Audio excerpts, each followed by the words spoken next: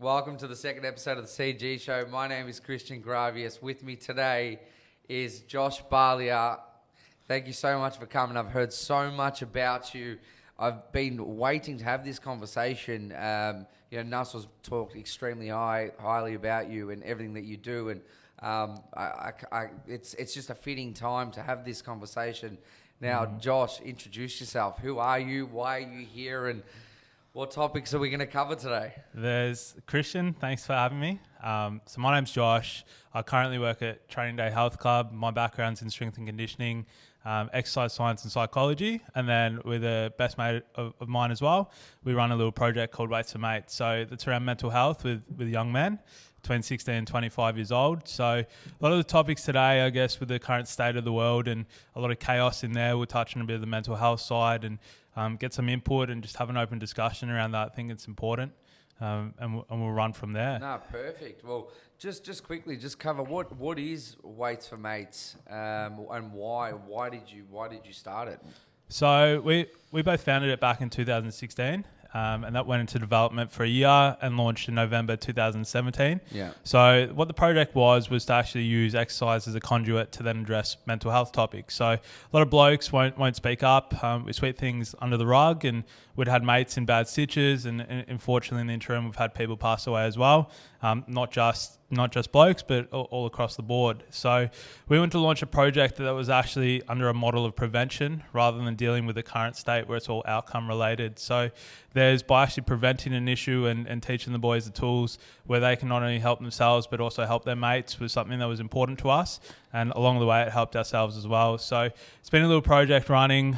We use Training Day Health Club, both the Burwood and the Clayton facilities, and they've been awesome with us to allow us to run workshops around anxiety, depression, suicide intervention, and we'll collate that with, let's say, teaching them how to squat and running a pretty open session around a bench press or a deadlift as well. And then while we're all stretching out at the end, we can actually have an open discussion, and it's a free space. People can be vulnerable. And particularly we're teaching them the tools where they can help their mates. So they don't have to have an issue coming in. We're teaching them tools for life at the end of the day.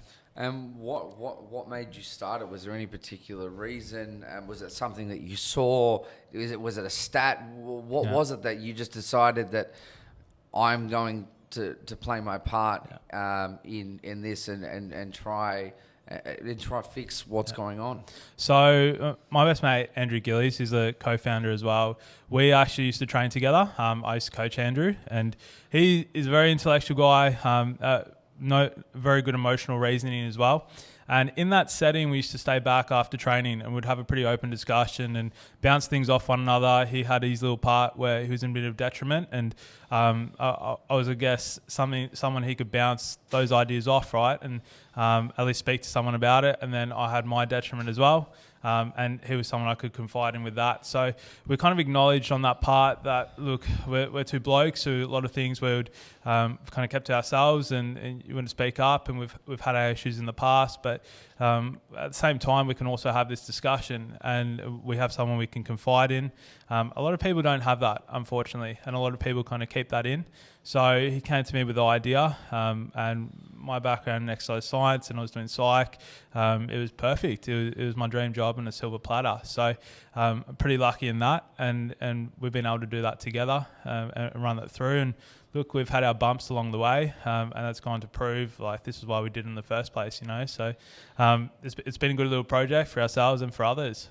That's amazing. And in regards to obviously, so pretty much exactly how you guys would go to the gym, you guys would train exactly that process. You've just intertwined it and turned it into a business, or not a business, well, a place, an organization where people can come and really be in a place where they feel safe, they can talk up and they can work through it. Generally, what is the obviously mental health, but break that down. Like, Yeah. what's going on?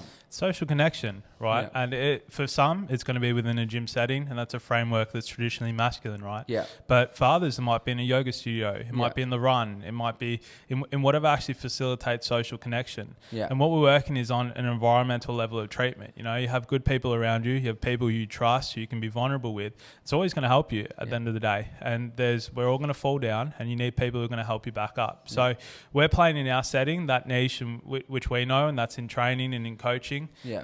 A lot of other people do similar concepts within their niche as well. So there's, and I guess that's why we work with our framework of young men as well. We're trying to destigmatize what masculinity is and actually work within that framework. That's what we know. And why? I think I've seen the stats where it says men are so much higher in regards to dealing with mental illness. Why? Like, why men? Why are they so much higher in comparison to women? Yeah, there's a few reasons, right? And I'll generalize this to mental health as well in the first part. For everyone, from women to children to men, there's a biological reason. So physiologically, we have different hormonal reactions that happen and go across time as we go from infant to young children to adolescent to adulthood, right? There's also brain development in that. Women would typically have their frontal lobe development occur earlier than what men will. Yeah. Let's say 19, 21 as a ball mark. Men might be about 23, 24, right? So that's also a part of it when we work with people from 16 upwards, because they actually don't have the brain development to make rational decisions. They're very emotionally guided. So there's a difference in that from women to men, and that's kind of littered within the literature as well. Yeah. The second part of that, we can go on a psychological level. So what kind of mediates thoughts and behaviours, right? So within our environment, people have certain, or let's say in a man's environment, there's certain masculine concepts, and that's going to mediate how we think about the world, how we behave in the world. And that's going to be very different to how females are. And that's just how we're brought up, right? Yeah. So when men deal with a problem, it's usually an aggressive and quite straightforward behaviour. Yeah. That's their reaction. Women might deal with that in a different way. And we look at how connections are between man and man relationships and female to female relationships. They're different. So there's different thoughts and behaviours that litter within how someone acts. And they're definitely different. The psych research supports that.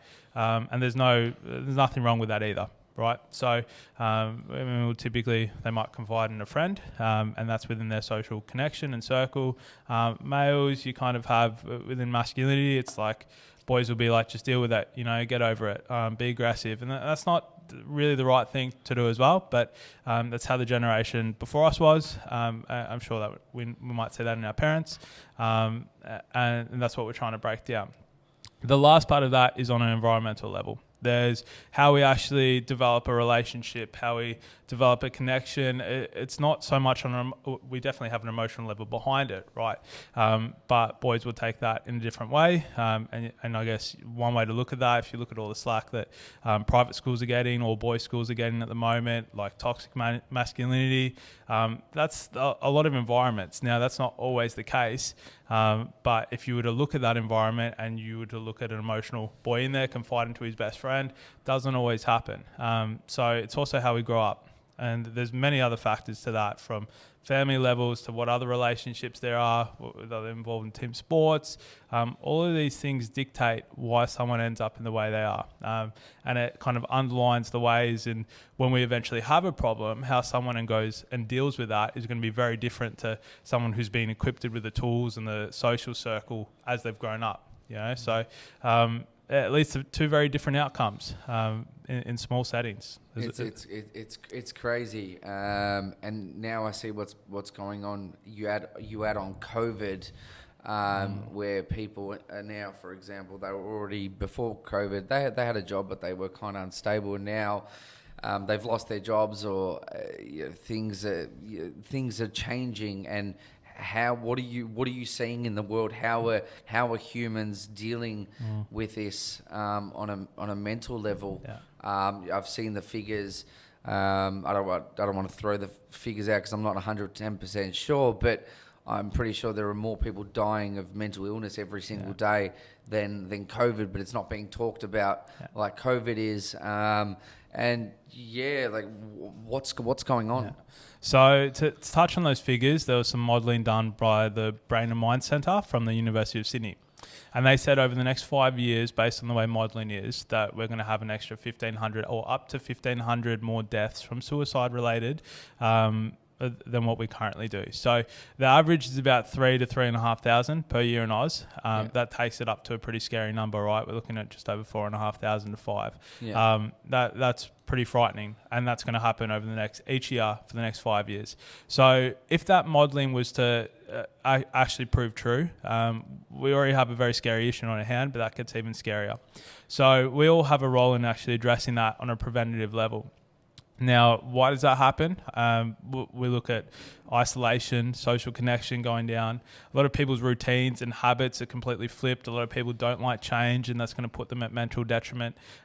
Different personalities react in different ways, right? And there's no right or wrong to this. It's just how it is. So there's, from anecdotally, and I was grabbing a coffee this morning, and the bloke who's serving my coffee and making it is asking how everyone is, and he's saying how he's got to spread positivity and people come in here all depressed, and I loved it. I was like, this is awesome, mate. Like, it's either one way or the other. He said people are very miserable, or people are on top of the world. It's almost like false, I guess, a denial to what's happening in the world, right? How can you be so positive? But that's a really good thing.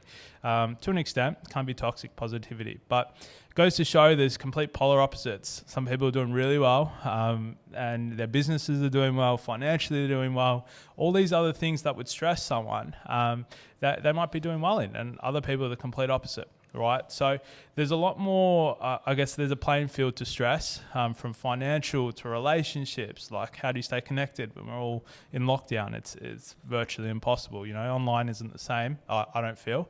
You don't have the same interaction, and different personalities react to that. So it's pretty understandable considering the state. And I think being in the first start of lockdown, I had time to do other things, and I loved it, and I had time to spend with my family. And I guess I'm very fortunate and privileged to be in a position where, like, I'm handling this well. Some people aren't there, and it's actually about that divide, people's opinions, and people get separated. It's about coming together. That's how we actually help each other in this scenario, but it doesn't happen. How are you finding for example, so you can't be in a setting with everybody for example, that are going through mental illness at the moment. How are you finding ways to connect with them to make sure that they're okay on a great level? They're obviously, they're finding change, and they're obviously going through change. And how are they finding it?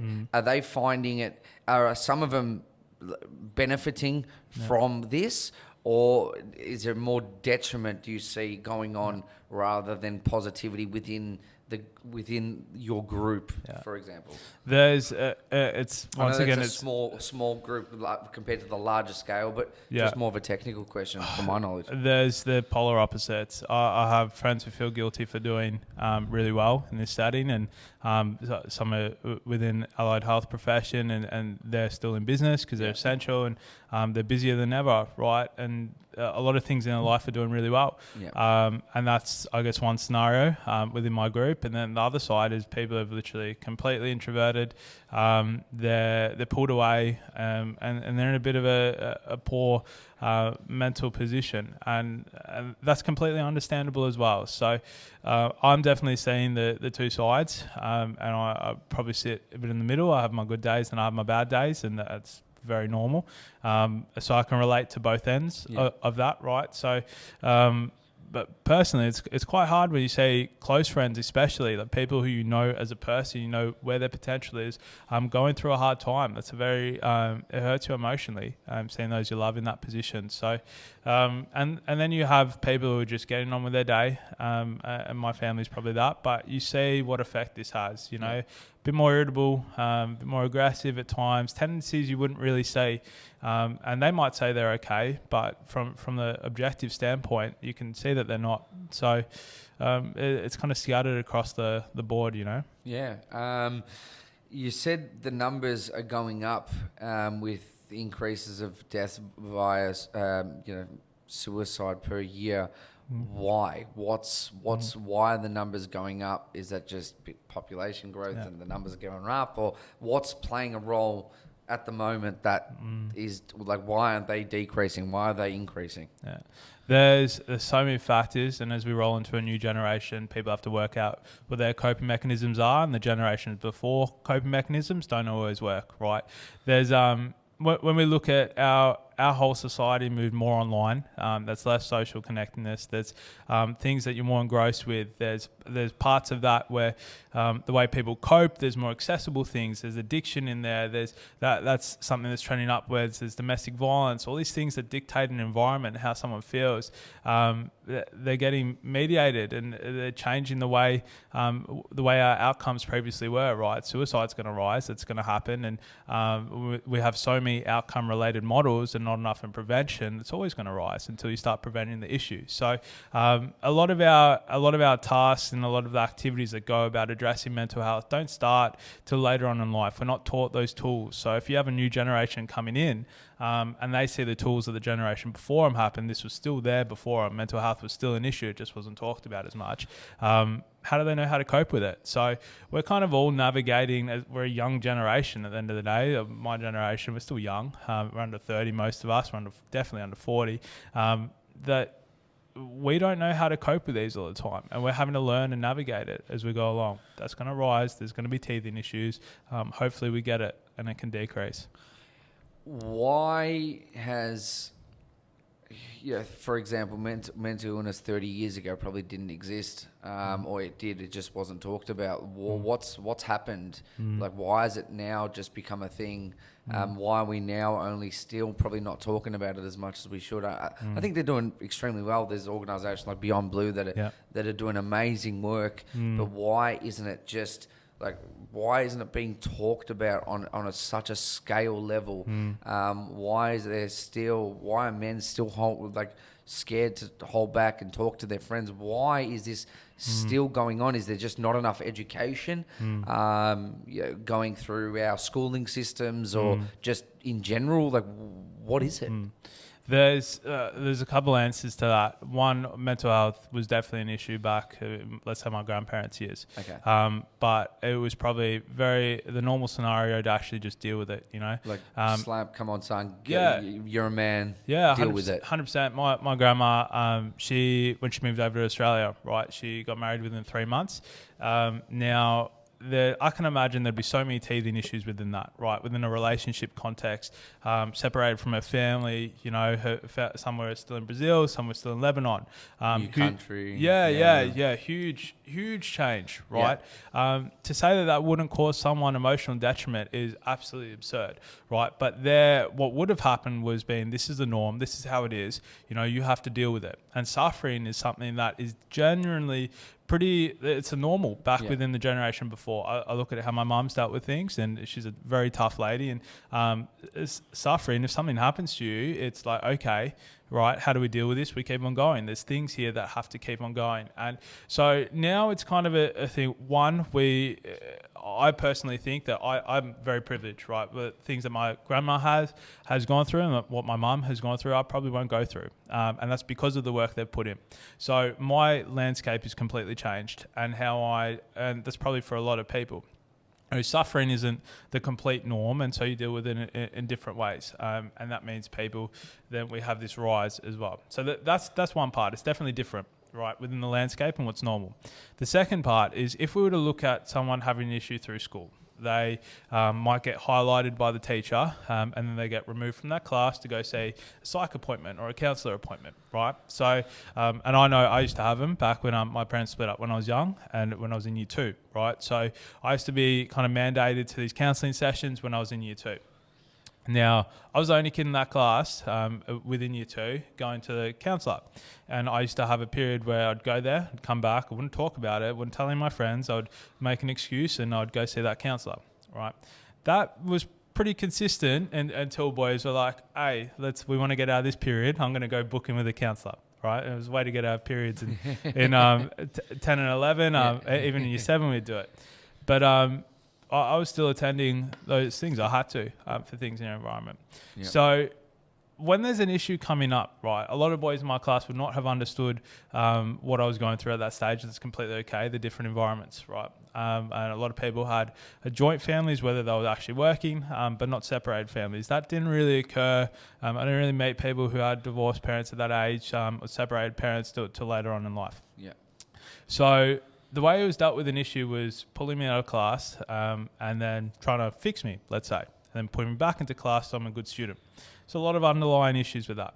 And let's say there's a different model here, and there's one thing that we presented in November last year, and there was basically a forum for suicide prevention. A lot of the big players were sent up there, people who I highly respect, and all these ideas were basically, big brainstorming ideas in the Prime Minister's office at the Cabinet building, right? Or everyone in the room is about 70 people. How do we actually prevent and support this? And we're doing so much work on that advocacy work and education, and mental health is a topic, but how do we prevent this? And one idea that came out of that, I was on the youth table with some awesome minds. And one was Georgie Hardman from Beyond Blue. She's the CEO of Beyond Blue. It was Your Town. There was Kids Helpline. There was so many things from Aboriginal to men. There's so many people in that room. But one thing was actually if we presented a model within that would start at early childhood level, where let's say that child has an issue. And instead of being removed and sent to the counsellor and swept under the rug, maybe it's an opportunity for the class to actually learn what life is probably going to teach you anyway. You're going to fall down. You're going to have some hardship. And instead of removing someone and isolating them and making them different to the class, them feel different. Yeah. Why not embrace them? Yeah. Why not get their mates involved, social connection, support, and teach that resilience and grit from an early level that you are going to have hardship at whatever age, and this is how we deal with it together. And that would be a very big change in the world, right?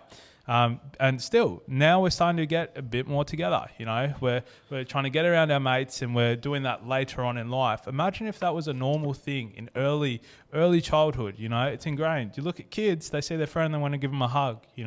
If someone's sad, I have people in my environment who are literally little kids, 2 years old. They see emotions. The child reads it. Like, that's their natural state.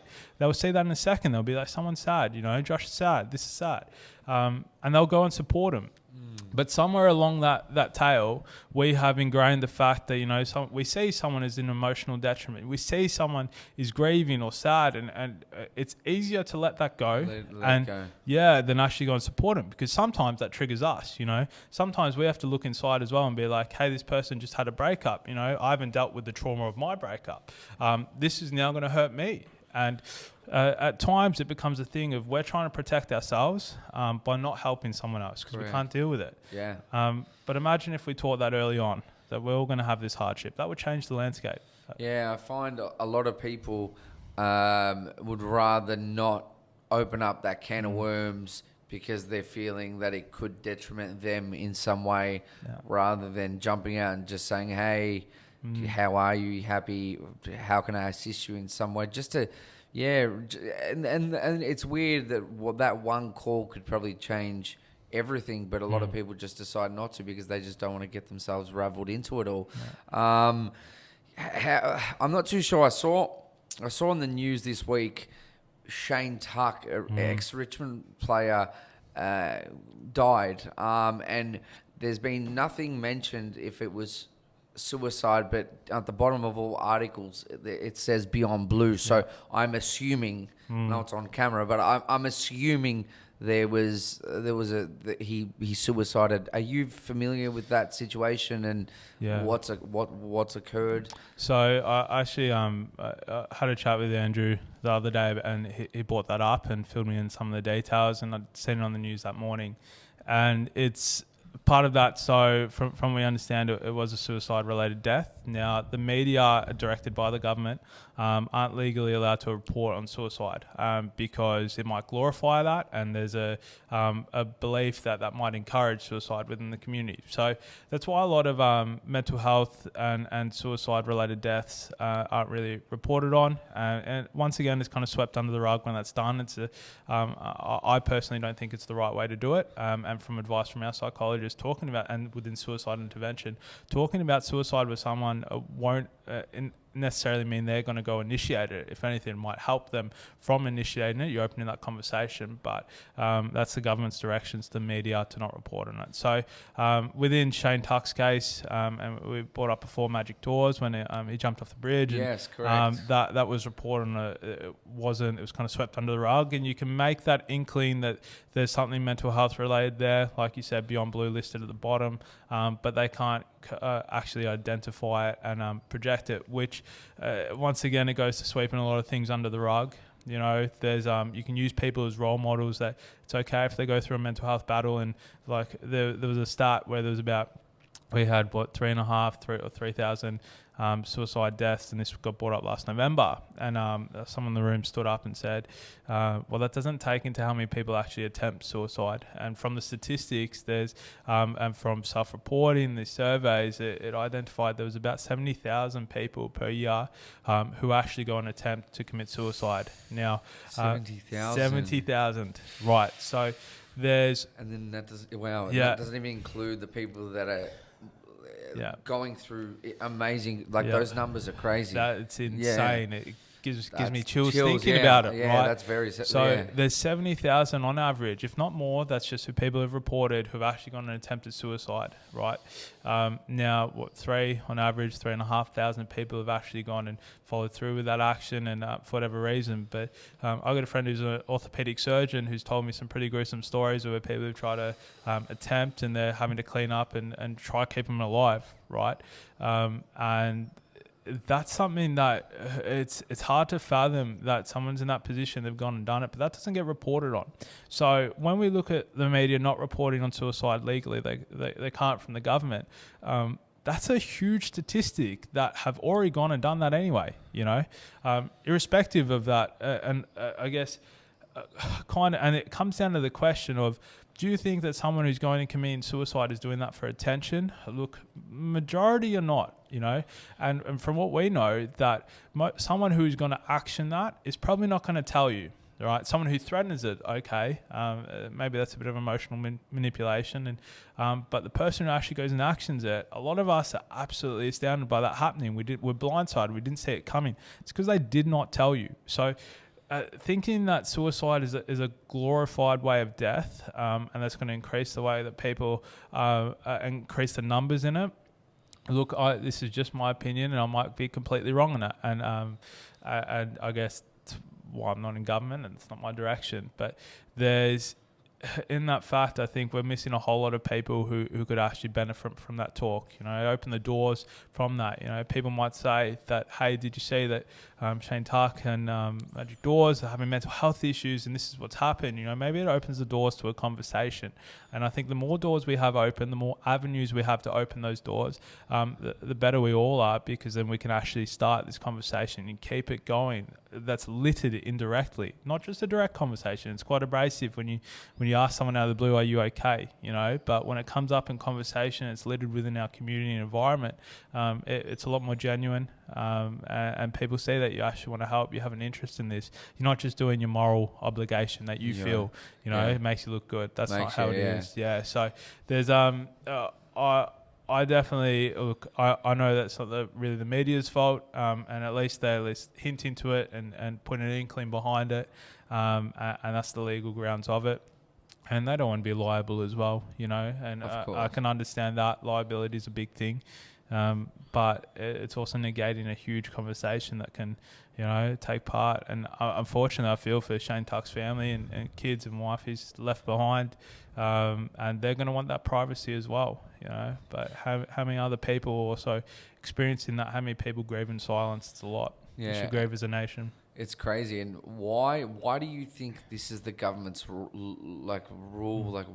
Why hasn't this been challenged? And if it has been challenged, why has it been rejected? And if it hasn't been challenged, what can be done to keep getting this to change the script, flick the switch, change the script, even if on a micro level, like it starts with businesses and schools where people can, you know, everyone's getting educated about this topic, and not just what you hear snippets here, and they actually be educated within the workplace, because there's people in every workplace that are going through crazy stuff, and I think that's a good start in a sense. Why, Guys, just to interject as you continue the topic, as you answer the question as to why the government hasn't changed the rules, Josh, both of you, Christian and Josh, have lots of people working under you. So because we haven't changed the model, we haven't changed the government's regulation. As someone who runs a business, and Josh, you have so many people working underneath you, what is your message to the young men that you train every single day, and the women that see the young men committing suicide? And how have you guys dealt with it? Just to continue the conversation, the fact that it isn't legislation, we aren't talking about it. Josh, you are running Weights for Mates. Christian, you've been dealing with, you've gone through your own mental health and come out of it. And how do you guys, in pushing to, sort of concluding this topic, if it isn't legislated and say nothing changes, how have you guys gone about talking to the people underneath you to make sure your team is strong, that they can come to you and say something, that we've changed the business model and the stigma within our industry, within our friendship groups? Because I know both with Christian and Josh, I have no hesitation whatsoever saying anything to you guys, but we've found ourselves there and we've talked about it. And so including that topic, if the rule hasn't changed, why hasn't it? And if it never changes, how have we made the difference, and how have you guys gone about it personally within your own lives for the people underneath you? So just on that, to first touch, I can understand why that legislation is placed and direction is from the media to actually, not by the government, to not report on that, right? Because let's say it helps X amount of people, but if one person turned around and said, all this glorification was the reason why, that leaves a company and a business, and the liability of that is huge. So I can actually understand why there's that direction. Just one question, sorry to interject. So then, for example, why are we showing? Why is games like Grand Theft Auto allowed to be played, and then there's people going to schools and massacring? Like, what's like? I'm confused. That's just where I'm just a little bit confused. And I think that's a whole nother. I think that's someone. Yeah, that's. And this is where it comes down to an individual, right? Where we might have directions from a government, we might have directions from big businesses and corporations, but it starts at an individual level, and what impact and what person and who we are as a role model in the community, whether people are under us, they're next to us, or above us, what's our impact and what's our role model. So the way I look at that is that if you start a business and you litter through it, and you absolutely ingrain in that model that we have a social and ethical responsibility to look after every single employee and everyone who walks in our door, and we go, if someone's not having a good day, it's ingrained in our model, it's ingrained in our values, that we go and we make it an effort to go and make sure they have a better day, or we can help in whatever way, and we leave that door open. Maybe it's not today, maybe it's tomorrow.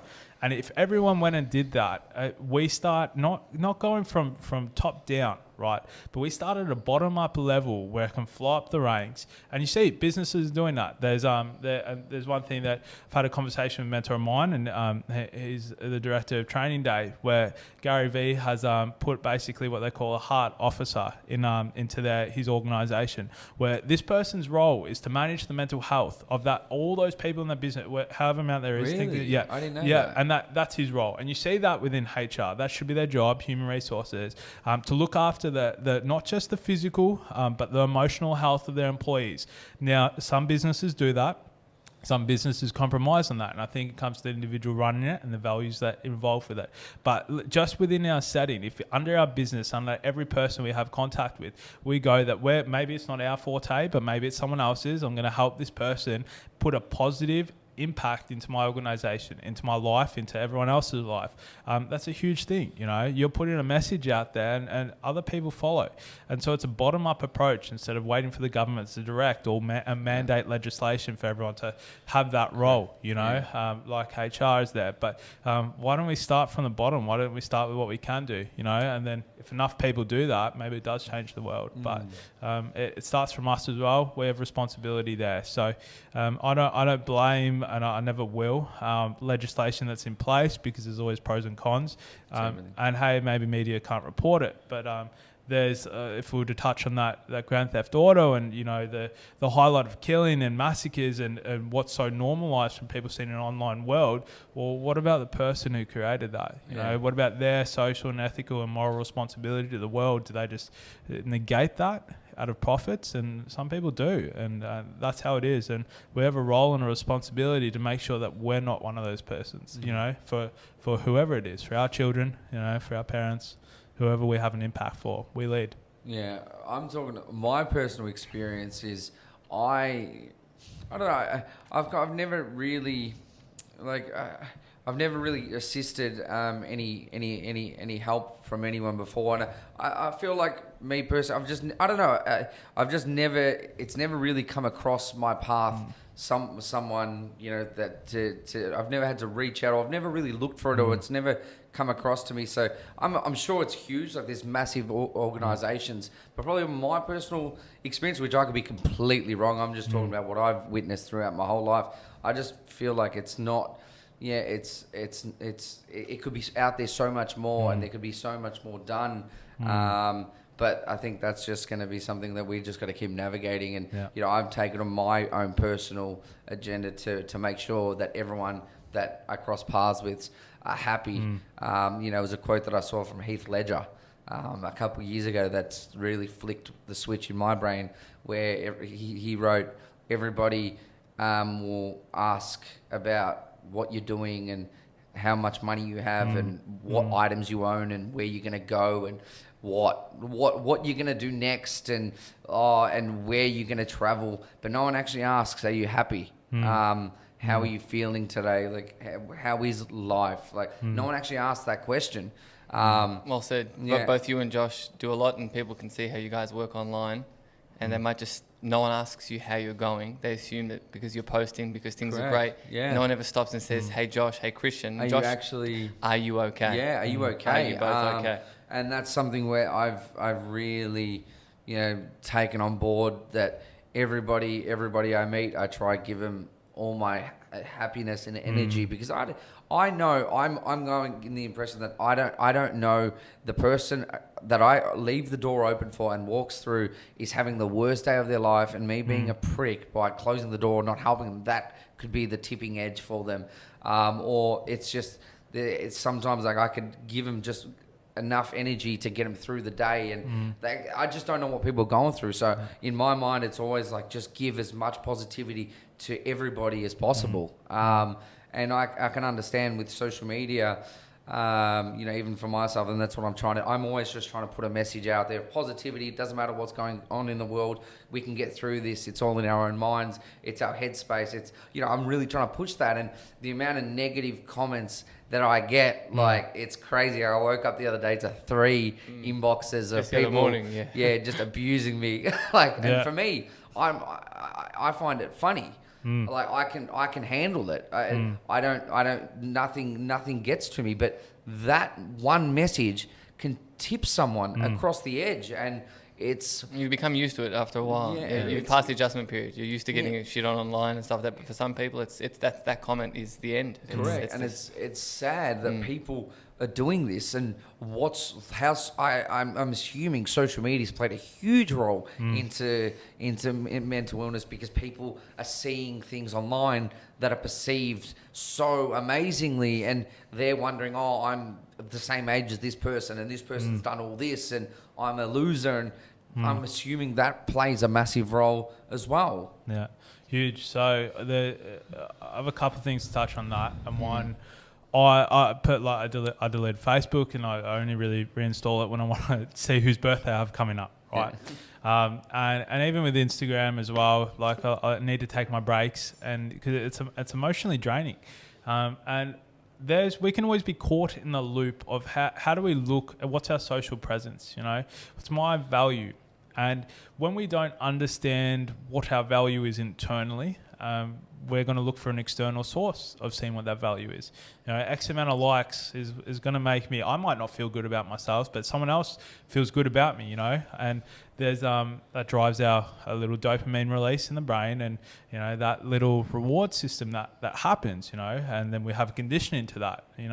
Maybe I haven't addressed my internal value, but I'm getting this hit anyway neurochemically, so I'm going to do that again. And we know that likes on an Instagram post drives that, and it can also detriment that, right? Because we have a standard, and we're trying to look for value in a world that's online without addressing it internally in a lot of avenues. And a lot of there's one example of that. A lot of relationships that are broadcasted and made very public, and people's justification towards that relationship and their value comes through likes. I love this couple. You look so good together. All these physical things, all these emotional things. I want to be like you. These goals, couple goals, life goals. But how do you know that the couple's doing well? They're probably at the biggest emotional turmoil in their life, and they're just relying on not an internal value, but the external value to keep it going. That leads to a very toxic relationship. So a lot of, when we look at this, and some of the happiest people aren't even on social media, and some of the happiest people are. And that's where it's subjective to the person, what they determine their value is internally, and whether they seek an external source to actually review that. And everyone builds layers. At the end of the day, we have different hearts for different settings, different personalities for different people. There's, you bounce off one another. Sometimes you introvert, sometimes you extrovert. And I personally, I love writing because it allows you to remove your social kind of narrator to the world and just speak to yourself internally, and are people comfortable by themselves without projecting it to the world, without having their social narrator on point to actually review their life, to tell them they feel good. And you might have the biggest trauma happen in your world, but if everyone thinks you're doing well, maybe you can falsely believe that you are doing well. And that works the other way as well. You see people our age who are the same age as you doing better than you, and then it affects your source of value. So there's nothing wrong with social media, right? And but there is something wrong if you use it as your external source of value. And that's something we're not taught. That's something we have to learn. And everyone at the end of the day is hiding some child underneath that's probably been burned by the world in some way or another that defines the way we act, how we actually mediate our behaviours with the world. From our experiences, that's period. That's how it goes. You have a genetic influence, you have an environmental influence. Now, some of those actual our what we seek and what we search for is going to be mediated by my experience with social media, and some of that is going to be driven by my personality. I like to be an introvert, so I'm going to pull away and be private and enjoy my own time. So we can get very caught up with what's our real world and what's our online world. And it's something that it's our responsibility to actually navigate that and have that conversation with ourselves of, is this benefiting me? I personally found Facebook wasn't. I even said to my partner last night that she brought up something. I think it was about child trafficking, and that really affects me and that hurts me emotionally.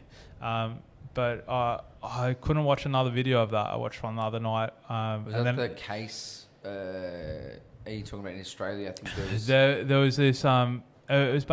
This video was based on the fact of it was a really hard topic to watch, and a friend actually posted it first on Instagram, and then I watched that and basically highlighted how many kids were abducted, and the little dots kept on popping up for every kid that was abducted, and it was some insane number, and that actually really affected me emotionally. And then I flicked to the next one, and we have COVID deaths, and then we have the next one, and there's all this emotional turmoil that's now on my feed. And I have an investment in that. Are my family safe? Am I safe? Is everyone around me safe? Is the world safe? It's very chaotic, and that affects me emotionally. So, and I kind of acknowledge that's my moral standpoint is to help the world and do the best I can, be there for everyone. But there's also a threshold you have. I've definitely hit my threshold emotionally in the social online world, and I have to have a certain threshold in my real world. So I've taken a little break where I can from social media and pulled back a little bit for that reason.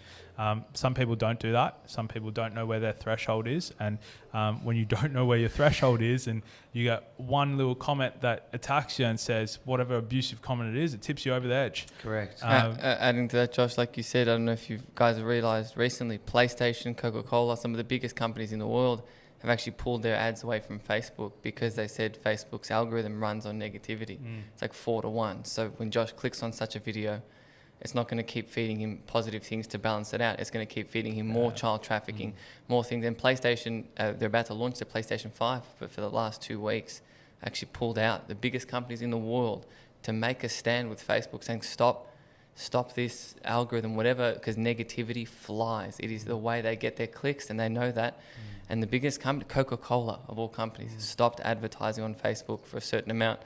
And it goes to show that how much negativity spreads, and because they know people will click 10 times Clickbait, more yeah. with negativity. So Josh, how much can you really take? And they're not going to change up your news feed. You click child trafficking, you're only going to keep getting things worse because you'll keep clicking, you'll keep watching. Thankfully, you have the foresight to get off and to click off. Other people don't, and then they fall down this rabbit hole, and you wonder why you got to hack your own news feed. I mean, I started social media again. I only followed 20 people, Gary Vee, and people were just radiating positivity. And my newsfeed was, every time I clicked, it was something positive. But I had to start from zero and like only positive people. Yeah, and that was it. And if you follow friends that follow negative things, well, there's the beginning of the rabbit hole. Something negative pops in, and if I click something, well, there goes my algorithm starts to change.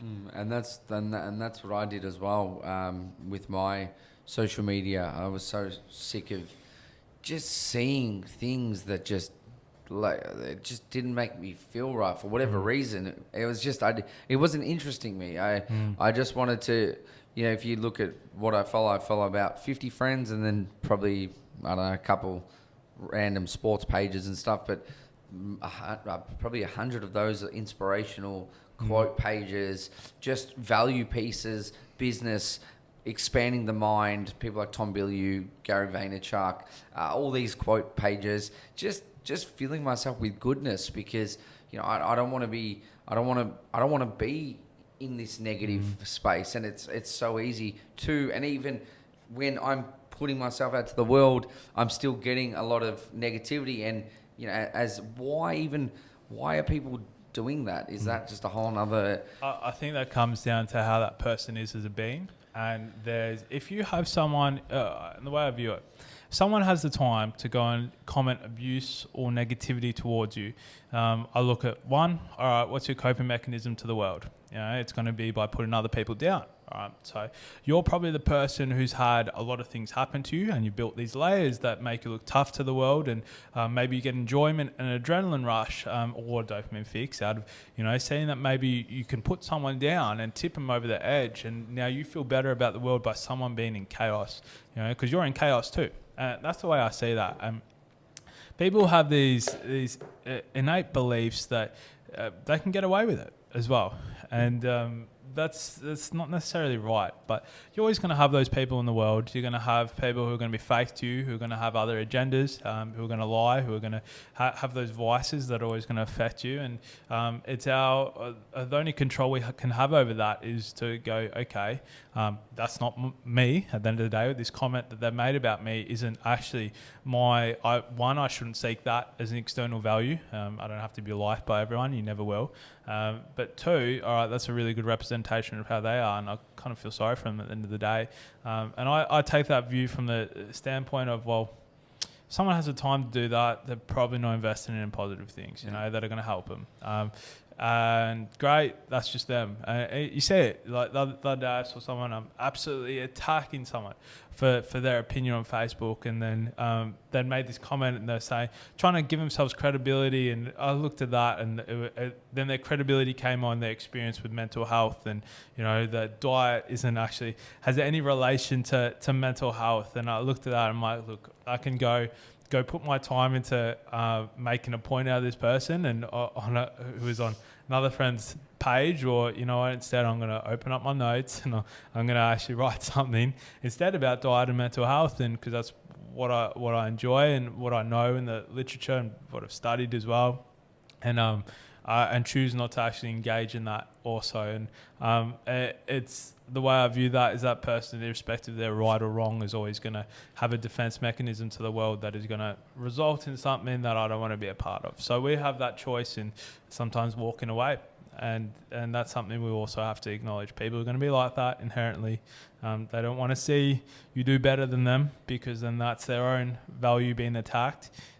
So some will try to tear it down, and you know what? It's just the way of the world. Yeah, it's always going to happen. And people deal with that by laughing at it. Some people can't cope with it. Some people need a break. And I think it's really important to acknowledge those negative comments and just be like, yeah, that does affect me. You know, what have I done to this person? Why would someone be so mean?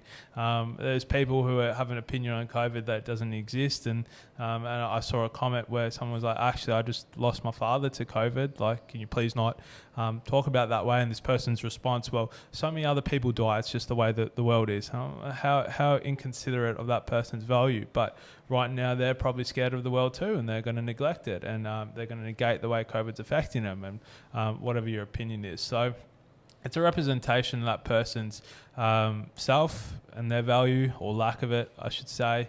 And it's our kind of role to be like, hey, that's some, I'm going to acknowledge that comment. I'm going to acknowledge that it affects me. Maybe I'll take a bit of time to either write about it, write my response, and not post it, so I can still acknowledge that in my being, or rewrite the narrative, and be like, well, if this is how you feel, show some empathy to that person. Kill them with kindness. Okay, someone hurt you, that's okay. Look, why do you feel that that's okay to do that? If you want to continue doing that, great. See you later. But show them empathy. And it's talking about social media. Will Smith this week has been scrutinised online for him crying, and the whole world has decided to make him a meme because he's crying on camera about his emotions. Doesn't that show you what society can do? And it shows you a divide, right? Because when I wasn't really familiar with that meme, and so when I looked at it, and there was two different posts. There was one which said how ridiculous it is that people have made this into a meme of someone crying, and it goes to show that the conversation not happening on men's mental health and the detriment of what that can actually have in a breakdown of relationships, and how we view that as a society. And then the next one under that was a page from whatever news outlet it was, being the memes about Will Smith is hilarious. And it's like, well, all right, these are two different people. One who's obviously probably acknowledged the fact of and had empathy towards someone's emotional state that is very raw and vulnerable. And a lot of us can relate to that, right? We have relationship breakdowns, whether they're intimate or with people, they affect us emotionally. And there's the other one where someone's coping mechanism is, let's ridicule this. Let's make this hilarious and funny and, and absolutely like put them on trial of being emotional and vulnerable, because they probably don't want to deal with their emotions either. And the way I look at that is, if you haven't been burnt by the world, you just haven't accepted it. At some point, someone has hurt you. At some point, you've probably hurt yourself. And if it hasn't happened, it's probably going to happen. We have loss and grief and breakdowns in relationships happen every day, every single second, every millisecond. That's going to happen. Statistically, it's going to happen to you. That's a normal part of life. So the people have different mechanisms to deal with it. People provide empathy and can relate to it and try to help that because they can understand how they've been hurt. And the other factor of that is, or the other side of that is completely polar opposite, where they're going to negate it and push it away because it probably triggers them. And there's no right or wrong to that. Some people go mute and silent when they get triggered. Some people react in a pretty abrasive manner, as you can see in some news outlets, and that's just a representation of how they've dealt with trauma and how they've dealt with things in their life, and you can't blame them. I don't agree with it, like someone's been pretty raw and vulnerable. My innate being is to be like, well, okay, it's a conversation, and you know what kids cry, adults are going to cry too. It's a normal part of life. So how society molds that, once again, comes down to the person who's trying to do the molding. So it kind of comes, and it's a big representation of Will Smith's got a big building, rip it down to make yourself feel better. Yeah, and like he's put some awesome inspirational videos up that's really raw and vulnerable, and I've loved some of them. And I started watching The Prince of Bel-Air again, and there's a scene that was trending on Facebook of where he on set started breaking down, and he's the a person who plays his father within the Prince of Bel-Air actually gave him a hug, and the scene was basically like, "Why'd you leave? You know, why'd my father leave me?" The scene about it, he breaks down it's his actual experience is what he's speaking about on set, and it was one of the most raw moments. Completely raw. His own father had abandoned him, and now he's saying to his uncle Phil, like, "Why'd my father leave me?" You know, and that is possibly, I look at that and I go, well, at least you had another human being that's such a raw side within film, and that's something that you should acknowledge. People, whoever they are, irrespective, there's going to be something in there that makes them vulnerable, and when they open up about it, you know, take the Uncle Phil approach and, you know, comfort someone instead of making a joke out of it. It's because at some point in time, you know, when you have something hit you, when you fall down, it's probably going to happen whenever it is. You don't want someone making a joke of your own vulnerability. You don't want someone making a joke of a relationship breakdown or something that hurt you. You want the comfort. It's our innate thing. We want the connectedness. We want help. And for someone that could be listening to this, that's going through something in their life at the moment, that their negative thoughts are really playing a role, what advice can you give them to chase positivity, to get back on track? What advice can you give them? Yeah, so I think it comes in two stages, right? There's organisations like Beyond Blue, Anxiety and Depression, Lifeline for immediate crisis support, or starting a conversation with your GP to get a mental health care plan, and seeking someone within the professional role and a space where you can put those vulnerabilities and emotional feelings into. It's important. And there's also the second half of that, is they're going to be a facilitator and you need to do the work. No one will fix you. No one will just take it all away from you. But you need to also do the work as well. And that comes on a holistic approach of how are you doing currently? You know, asking yourself, how do I actually feel? Take away your social narrator, take away all the layers that we've built, and actually address the fact of what is it that I need to address here. You know, I might be not functioning the way I want to in relationships, getting triggered early, and understanding what those triggers are, just an example, you know, or I might go to coping mechanisms and things trigger me to use those coping mechanisms. And you have to understand what's actually triggering you and look inside. And a lot of people are very afraid to be alone and spend solitude, and actually, because at the end of the day, they're not alone. They have to deal with whatever's inside, you know, and they have to deal with the person that they're trying to hide from the world, and they have to deal with those thoughts, and that can be very noisy inside your head, and that scares the hell out of some people. And it's about understanding that all these resources we have are only going to be able to help you if you're willing to help yourself, and you have to be in that state as well. And sometimes you're not, and that's okay. You know, that's completely okay. It has to be your own being. But then when you're ready and you've made those adjustments, and you're ready to make a few steps and acknowledge things and understand that that's how life is, use those people, professional help, to give you the tools to actually help yourself. How do you flick that switch? Like for me, it's I go in with a mentality of, is this going to affect me in 5 years? No. So get over it in 5 minutes.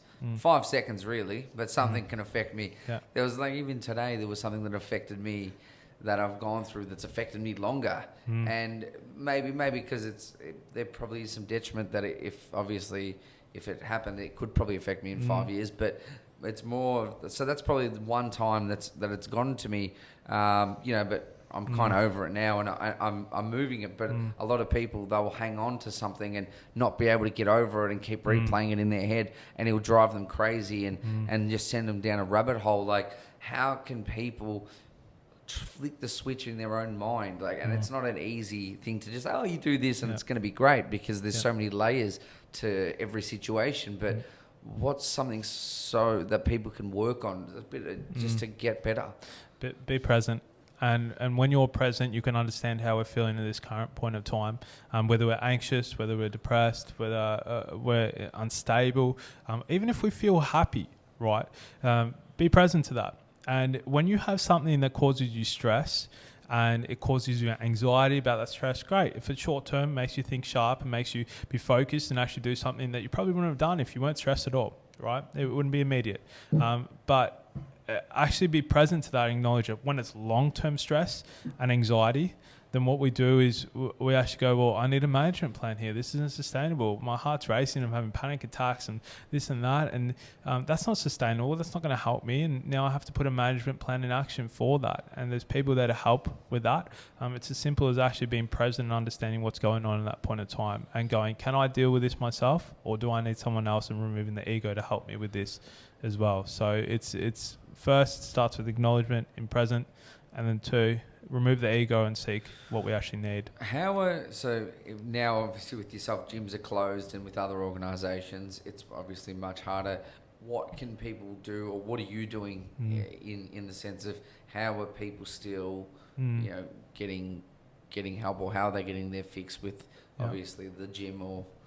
So there's a pinnacle in physical health. So obviously, with my training day being closed, when I started walking in the mornings, sunrise, sunset, helps regulate my circadian rhythm, allows me to have a good wake time and a consistent wake time and a good sleep time that comes with that when viewing your sunrise and sunset. So that's your body clock.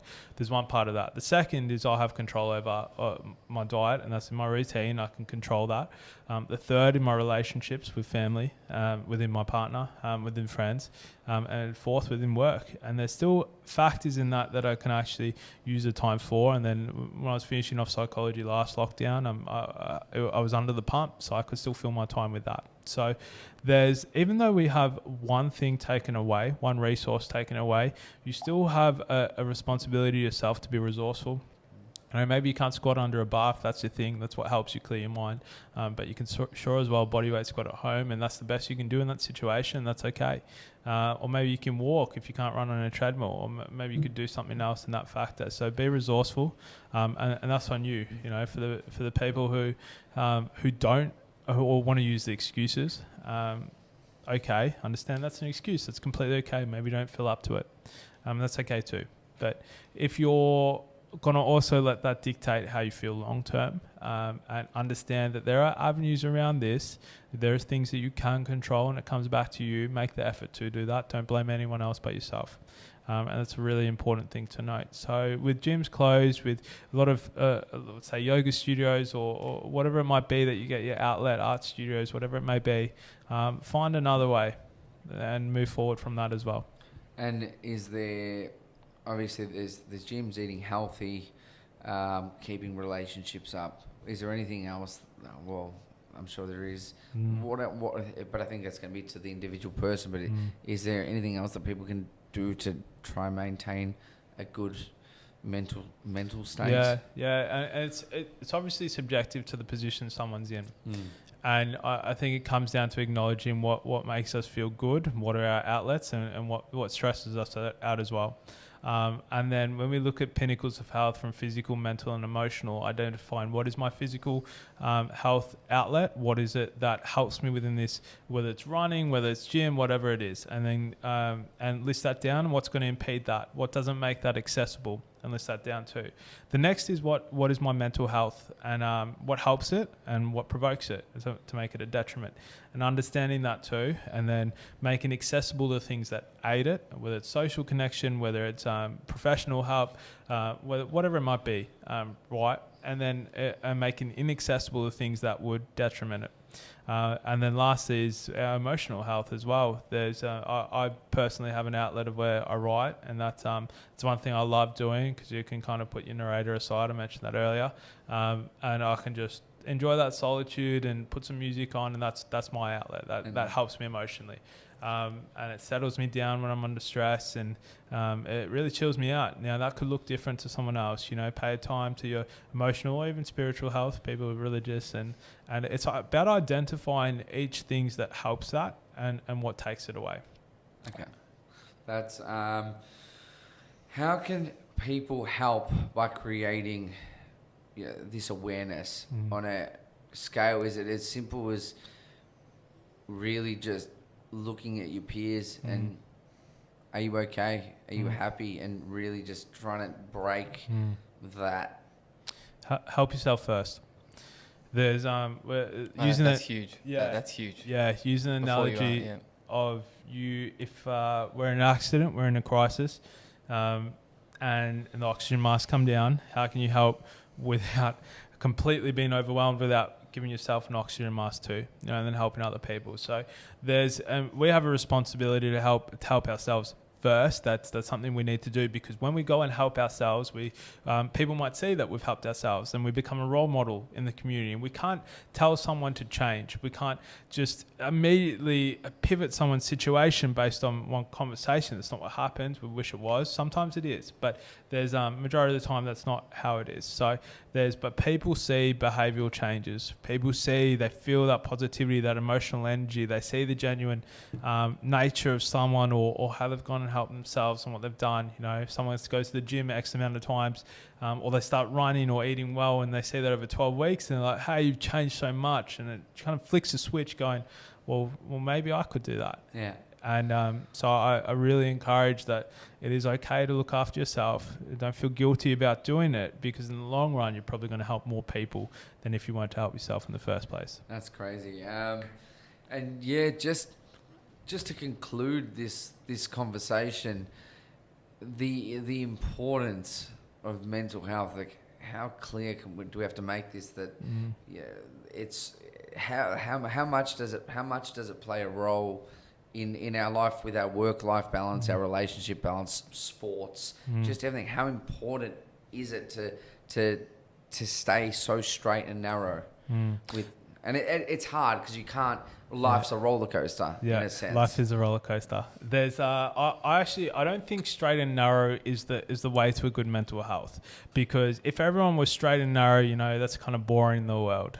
People is always going to have an aspect of them which is troublesome, which is cheeky, something that's not just straight and narrow. That's the way it's good and bad. It's yin and yang, You have that, and if you neglect the yang, you never really fully enjoy the yin, and that's something that you don't have to be straight and narrow to have a good mental health. You have to accept both sides, and you have to mediate both sides, and let those join and work together and concurrently over just negating one. So there's that to conclude on. But I definitely think that if this conversation wasn't just to be on a society level, if this conversation was to be with ourselves, to acknowledge both sides, to join the split self at times that we see in society, and where people might think that there's this one hat to the world and there's another hat within, put on both, let them run. Enjoy life, enjoy your time, be yourself, enjoy your personality. You have something to give to the world. You always will. It's Josh, honestly, what a conversation. I've got so much value out of this, and I really hope everybody watching has. For anyone that is struggling at home, where can they go? Where can they start to get some help? Yeah. We'll always help someone through. You can go onto the Weights for Mates website, weightsformates.org, or the Instagram page for Weights for Mates, and we'll chuck those links. Importantly, we might not be the resource that can completely help you, right, depending on someone's situation, but we'll definitely mediate and do our best to give you the best resource possible, whether it's with other organisations or us. So that's one start, and we'll really project that and convey that our door is always open, and we can open other doors for you too. And you're okay with people jumping out at you if they've watched this and they want to have a conversation? Yeah, 100%. As I said, our door's open. I'm not always available 24/7, and that's my own being. I can't always do that, but if they reach out, we'll always reach back, and we'll start that conversation. All right, perfect. Well, we'll be plugging in everything, all the links to your personal pages and your Weights for Mates pages and other organisations that can help it. Josh, thank you so much. Absolute pleasure. Before we conclude, any last words? Anything that you want to let out to the world? That could probably... or I think we've covered it. I think you've given enough value. I think on a final note, just enjoy the roller coaster of life. We have our ups and downs. The downs are what make us enjoy the ups, and the ups can't be lived without the downs. So that's life. Let's have fun in it. I appreciate you having me. Thank you, Josh. Pleasure. All right, thanks.